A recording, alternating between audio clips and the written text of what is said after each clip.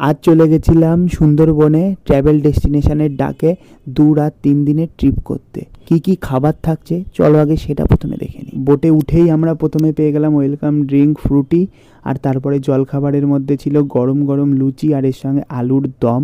লুচি দিয়ে আলুর দম খেতে দারুণ লাগলো। আর শেষ পাতে ছিল এখানে মিষ্টি। এরপরেই চলে আসলো দুধ চা, আর তারপরেই চলে আসলো এখানে আমুদি মাছের ফ্রাই। সেটা খেতেও বেশ ভালো লাগলো আর খুব সুন্দর টেস্ট হয়েছে, আর মাছটা একদমই ফ্রেশ। এরপরেই চলে আসলো আমাদের ঘোরার প্রথম ডেস্টিনেশন হ্যামিল্টন সাহেবের বাড়ি। এটা ঢোকাটা পুরোটাই ফ্রি। এরপরে পায়ে হাঁটা দূরত্বে ছিল রবীন্দ্রনাথ ঠাকুরের এখানে বাংলো বাড়ি, যেখানে ঢোকার এন্ট্রি ফি মাত্র 5 টাকা। রবীন্দ্রনাথ ঠাকুরের এই বাংলো বাড়িটা দেখতে কিছুটা এই রকম।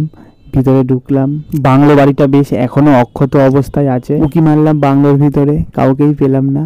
তবে আমরা বোটে এসেই পেয়ে গেলাম আমাদের দুপুরের লাঞ্চ। আর লাঞ্চের মেনুতে আমাদের ছিল এখানে গরম গরম সাদা ভাত, আর এর সঙ্গে ঘন গাঢ় মুগ ডাল, আর এর সঙ্গে লেবু লঙ্কা তো ছিলই। তবে এর সঙ্গে ভাজার মধ্যে আজকে ছিল বেগুন ভাজা, সেটা দিয়ে খেতে দারুণ লাগলো। আচ্ছা, তারপরেই চলে আসলো ভেটকি মাছের কালিয়া, আর মাছটা একদম ফ্রেশ মাছ পুরো দেখা যাচ্ছে, জাস্ট এরকম ভাবে খুলে গেল। মাছের ঝোলটা দিয়ে মাছটা খেতে দারুণ লাগলো, আর মাছটা একদম ফ্রেশ ইউজ করছে। আর এরপরেই চলে আসলো চিংড়ি মালাইকারি, যেটা 2 পিস করে পাবে, আর মাছটা জাস্ট খুলে গেল। আর খেতেও হয়েছে দারুণ লাগছে খেতে। সর্বশেষ মেনু ছিল টমেটোর চাটনি, এর সঙ্গে কাজু কিশমিশও দেখা যাচ্ছে, আমসত্ত্ব দিয়ে করেছে চাটনিটা, আর এর সঙ্গে পাঁপড় দিয়ে খেয়ে নিলাম। বেশ দুপুরের লাঞ্চটা ভালোই জমলো। আর এরপরেই পেয়ে গেছি আমরা ফল, যার মধ্যে এখানে কমলা লেবু ছিল। দুপুরের লাঞ্চ সেরেই আমরা কিছু সময়ের মধ্যেই চলে এসেছি আমাদের কটেজে, আর এখানেই আজকে আমরা রাত্রি বাস করব। আর তার রুমটা কিছুটা এই রকম দেখতে পাচ্ছ দিয়েছে। এই দেখতে পাচ্ছ ঘর একদম নতুন ঝা চকচকে পুরো রুম। এখানে সাবানও পেয়েছি, আর এখানে টাওয়ালও আছে, ব্ল্যাঙ্কেটও দিয়ে দিয়েছে। এখানে দেখতে বাথরুমটার জানিটা চলো সেরে নিই। এই দেখতে পাচ্ছ বাথরুম। আর একটা আওয়াজ ভেসে আসছে, তোমরা এরকম এখানে জেনারেটারের সুবিধাও পাবা যদি কারেন্ট চলে যায়। 24 ঘন্টা এখানে নাকি ইলেকট্রিসিটির সুবিধাও তোমরা পাবা। সন্ধ্যা হতেই আমাদের স্ন্যাক্স চলে আসলো, কফির সঙ্গে চিকেন পকোড়া, আর একদম সলিড বোনলেস চিকেন দিয়েছে। পকোড়াগুলো খেতেও বেশ ভালো লাগলো। খেতে খেতে আমরা এখানকার ছৌ নাচটা এনজয় করি, তার মধ্যে আমিও একটু নেচে নিলাম, আরও যারা ছিল তারাও নেচেছে।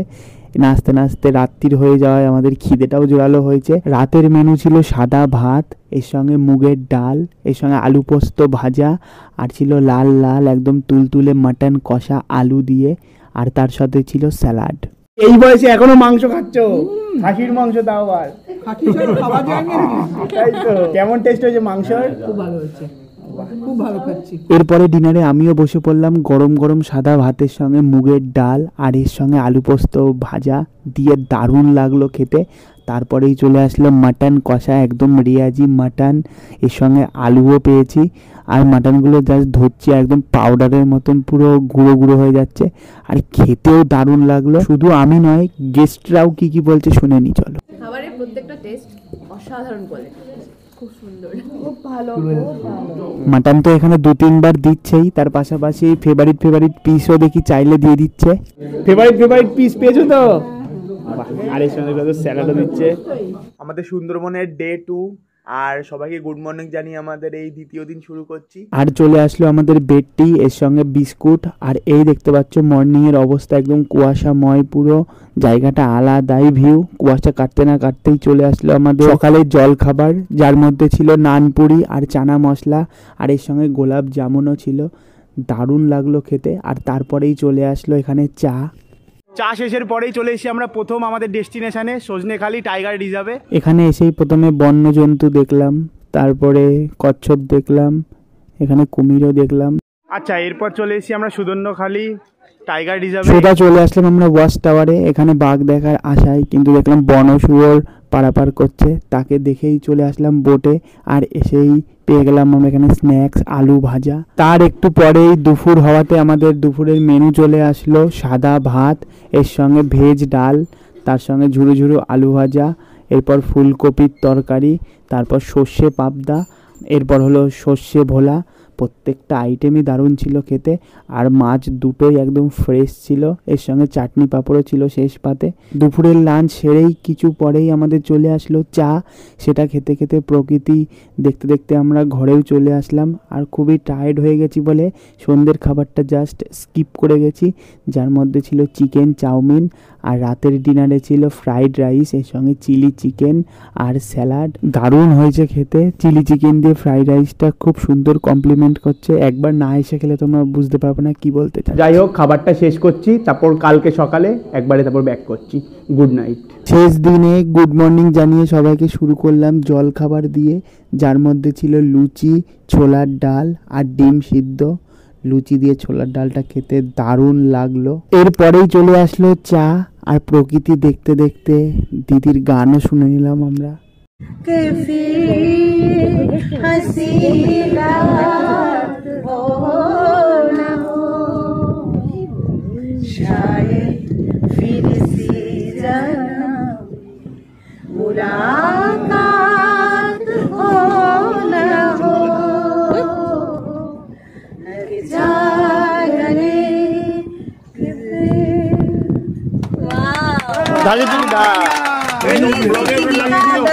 দিদির গান শুনতে শুনতে চলে আসলাম আমাদের শেষ ডেস্টিনেশনে লোকনাথ মন্দিরে, আর এসেই এখানে প্রসাদও পেয়ে গেলাম, ঠাকুরের দর্শনও করে নিলাম, তার মধ্যে এখানে কীর্তনে একটু পার্টিসিপেট করলাম।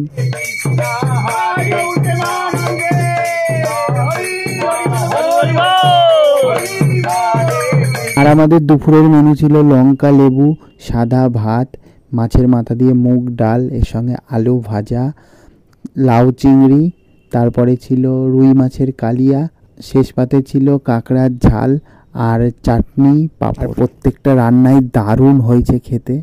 কি তাই তো, ঘরোয়া রান্না, ঘরোয়া একদম বাড়ির মতো।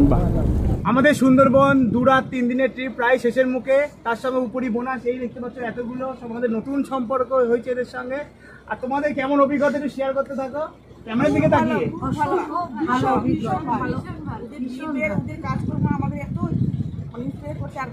বাড়িতে গিয়ে এই কাজ করবা তো?